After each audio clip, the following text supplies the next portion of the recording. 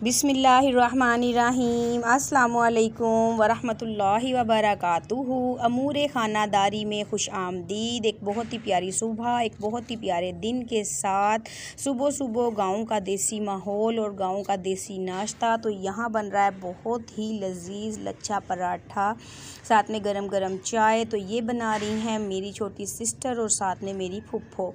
यहाँ पे आप मुज़ाहिरा भी देख सकते हैं प्यार और मोहब्बत का, कि कितनी माशाल्लाह माशाल्लाह खुशकिस्मत है मेरी सिस्टर कि उनको अपनी फुफ्फो जैसी सास मिली। वो बहुत ही मोहब्बत से उन्हें आग जलाना, रोटी बनाना, हर काम पास बैठ कर सिखाती हैं। ये ग्रीन सूट में मेरी फुफ्फो थी और पर्पल सूट में मेरी सिस्टर थी। इन्होंने बहुत ही प्यार से, मतलब शहर से जब एक लड़की गांव में शादी करके जाती है तो उधर के माहौल में ढलने में थोड़ा सा प्रॉब्लम होती है, लेकिन माशाल्लाह अल्हम्दुलिल्लाह मेरी जो फुफ्फो हैं वो बहुत ही अच्छी हैं, बहुत प्यार करती हैं मेरी सिस्टर से, उनका बहुत सारा ख्याल रखती हैं। उनका प्यार और मोहब्बत देखकर मेरे दिल को बहुत ज़्यादा इत्मीनान हुआ और ख़ुशी हुई।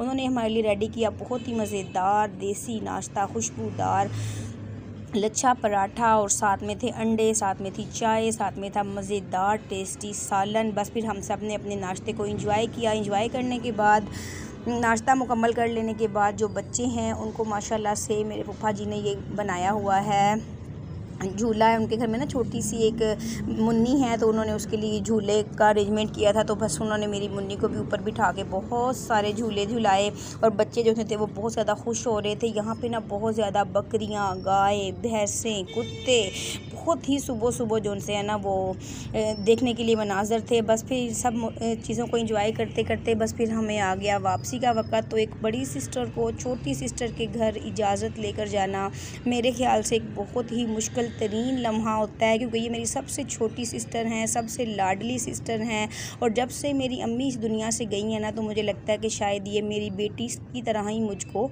अज़ीज़ हैं। तो बस फिर बोझल दिल और नम आँखों के साथ रुखसत की इजाज़त लेके हम वहाँ से चल पड़े हैं। हमें जाना है इनसे 2 गाँव और आगे, दो गाँव और आगे इसलिए जाना है कि ये देखें रास्ते में ना ये फाटक बंद था, थोड़ा हमें वेट करना पड़ा। हमें जाना था मेरे दादा अब्बू जो हैं उनकी कब्र पर दुआए खैर के लिए, फातिहा ख्वानी के लिए, क्योंकि मेरे अब्बू जो हैं वो साथ में थे। तो बच्चों के बाबा बोलते हैं कि सिर्फ 2 गाँव का तो सफ़र है, चले मैं थोड़ा सा आगे चले जाते हैं। तो ये देखें ये है मेरे दादा अबू की कब्र, साथ में है मेरी परदादी की कब्र, वो जो दीवार के साथ है। आपने भी इनकी मग़फ़िरत की दुआ करनी है और हम सब ने भी फातिहा ख्वानी की, इनकी मग़फ़िरत की दुआ की। और जो मेरे अब्बू हैं वो भी अपने वालिद मोहतरम की कब्र पे हाज़िरी दे रहे हैं और दुआए मग़फ़िरत कर रहे हैं। और साथ ही में अब्बू हमें बता रहे थे कि जब वो यहाँ रहते थे तो उनका घर किस जगह होता था। ये बहुत पुरानी बात है, शायद मेरी पैदाइश से भी पहले की बात है कि जब वो यहाँ पर रहा करते थे इस गांव में। तो अब्बू मुझे घर दिखा रहे थे और बता रहे थे कि बेटा यहाँ हमारा घर हुआ करता था। और ये बहुत पुराना गांव है। वो सामने आपको मंदिर भी नज़र आ रहा होगा जो कि अब इस वक्त बंद है क्योंकि उसकी बिल्डिंग बहुत खस्ता हो चुकी है। और ये है वो मस्जिद जिसके इमाम थे मेरे प्यारे दादा जान, अल्लाह वज़ल उनकी मग़फ़िरत फ़रमाए, उनको जन्नत में आला मकाम अता फ़रमाए। बस फिर उनकी कब्र पर हमने हाज़िरी दी, दुआए खैर की, फिर वहाँ से इजाज़त लेके हम लोग चल पड़े अपने अगले सफ़र पे। हमारा अगला सफ़र जो था वो था मेरे जो अब्बू के पीर हैं और जो मेरे जो दादा के पीर हैं उनके मज़ार पे हमें हाज़िरी देने के लिए जाना था। ये दरियाए रावी के बिल्कुल किनारे के साथ था। मेरे अब्बू मुझे बता रहे थे कि कितने सालों से ये यहाँ पर दरबार है। एक बार ऐसा हुआ कि यहाँ पे ना बहुत सारा सैलाब आ गया, बहुत सालों पहले की बात है। तो लोगों ने बोला कि जो आला हुकाम थे उन्होंने कहा कि इस गाँव को खाली कर दिया जाए। उस वक्त जो यहाँ पे के बुज़ुर्ग हैं वो हयात थे, उन्होंने एक लकड़ी पकड़ी और दुआ मांगी और पानी को की तरफ इशारा करके कहा कि आप इस मेरी खींची हुई लकीर, इस लकड़ी से आगे आप नहीं आएंगे। वो दिन है और आज का दिन है। कभी भी ये बिल्कुल रावी के किनारे है, कभी भी यहाँ पर सैलाब का पानी नहीं आया और माशाल्लाह पूरी शान से ये दरबार है यहाँ पर इन बुज़ुर्ग की का। और ये देखें यहाँ पर एक दरख्त मौजूद है, इसे गुल्लड़ का दरख्त बोलते हैं। ये इंडिया में मेरे अब्बू ने मुझे पूरा वाक़या बताया था कि शायद कलियर शरीफ में साबिर पाक के दरबार पर या फिर ख्वाजा गरीब नवाज़ के दरबार पर एक दरख्त है, मुझे मुकम्मल याद नहीं, शायद मैं थोड़ा बहुत भूल भी रही हूँ।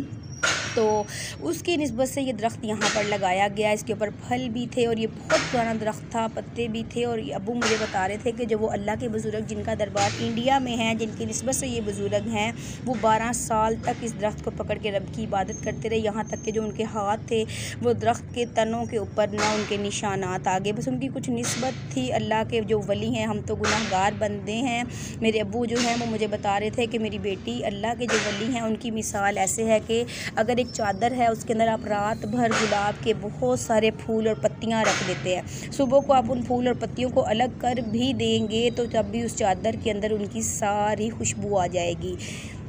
तो निस्बत बता रहे थे मेरे अब्बू उन बुज़ुर्ग की कि जिनको अल्लाह के जो वली हैं, मांगते हैं हम अल्लाह ताला ही से है, लेकिन हम जैसे जो गुनाहगार हैं वो इनके दरबार पर जाकर अगर अल्लाह ताला से दुआ मांगते हैं कि जो जैसे एक चादर को और फूलों के अंदर सारी रात रखने से उसकी खुशबू जो थी फूलों की वो चादर में आ गई, तो हम जैसे गुनाहगार भी उनकी खुशबू से फैज़याब हो जाएंगे इंशाअल्लाह। तो बस फिर मैंने, मेरे बच्चों ने और मेरे अब्बू ये वो कोना दिखा रहे थे जहाँ पर खड़े होकर उन्होंने दुआ दी थी। जो अल्लाह के जो वली थे उन्होंने मेरी अम्मी को दुआ दी थी कि अल्लाह ताला आपको ज़िंदगी वाली औलाद दे, क्योंकि जो मेरे दादा अबू हैं ना, वो मेरी अम्मी को यहाँ पर लेके आए थे। मेरे अम्मी जो थी उनको कुछ मसला था बच्चों के बारे में, तो अल्हम्दुलिल्लाह माशाल्लाह से अब मेरे भाई भी हैं, बहनें भी हैं और सब मेरी अब्बू जो है वो कहते थे कि इन्हीं की दर की निस्बत से मतलब आते थे यहाँ पर, दुआएं खैर करते थे। इनकी दुआओं की बरकत ही से अल्लाह ताला ने हमें दिया। मुझे ख़ुद मेरे अब्बू बचपन में लेके आए थे, तो अल्हम्दुलिल्लाह मैं अपने घर में आबाद हूँ। अल्लाह ने मुझे औलाद दी, घर बार दिया, माशाल्लाह माशाल्लाह,